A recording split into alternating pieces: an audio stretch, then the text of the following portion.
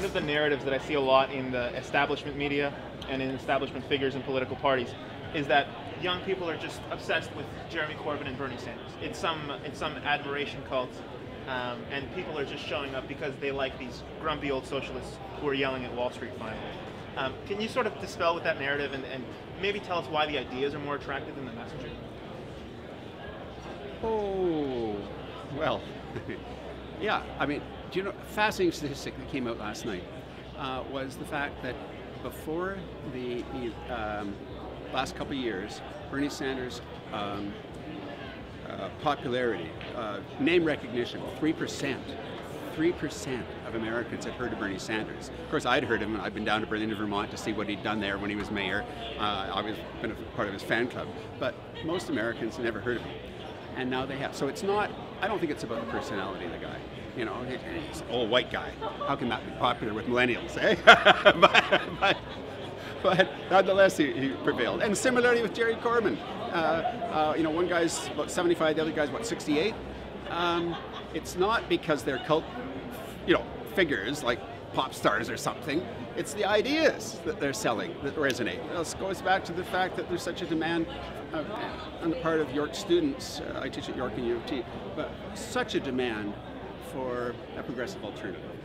Doesn't matter who supplies it. It seems to me like the NDP would be that vehicle, but they're currently not doing so well in the polls, which isn't necessarily the greatest indicator of the coming election. But at a time where there's just been a new leader elected, there should, and the energy for these ideas exists. We just formed government in British Columbia. You know, what's wrong with that? And provinces, you know, we're the government, we are the government in Alberta. So even in areas of the country where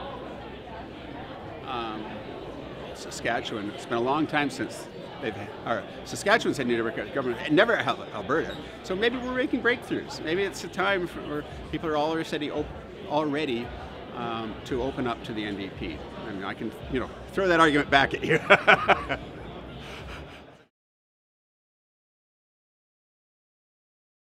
Oh, well, it's a no-brainer. My former member of Parliament, Craig Scott, was championing that issue for the NDP, but I didn't get him to convince me. I've known for years that we have to ensure that we have a fair electoral system. Just take a look at the United States. That's the ultimate horror show, where it's not just young people, but are getting so discouraged because their voices aren't being heard, they stop voting. Here in Canada, the largest electoral bloc, I think as you mentioned a moment ago, is the people who aren't voting. People are getting discouraged because their vote doesn't count. I ask my students, how many of you did your vote count? How many of you were able to elect the person you voted for? Did he get elected? Nada, none.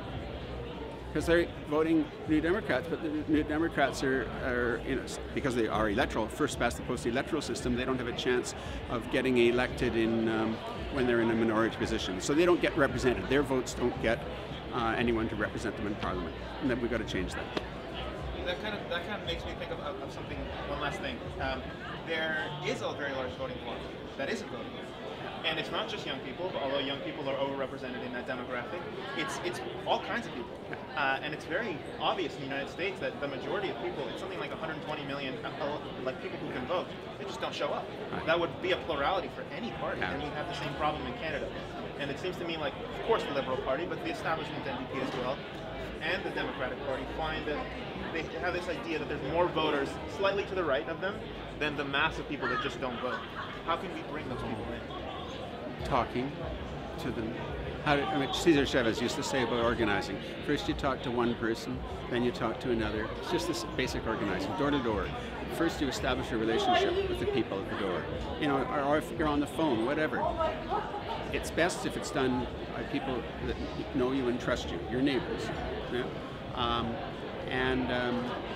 You build up relationship over time, and then you pop the question about the politics, yeah?